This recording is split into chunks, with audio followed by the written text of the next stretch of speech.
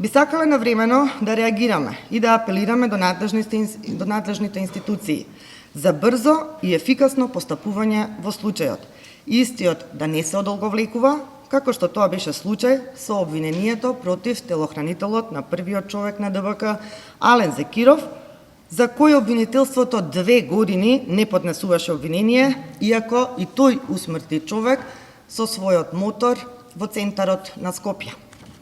Дополнително, сметаме дека коалицијата, предводена од ВМРО ДПМНЕ, која го донесе Миодраг Јовановиќ на функцијата градоначалник на општина Старо Нагоричане, има морална и политичка обврска јавно и недвосмислено да побара негова оставка.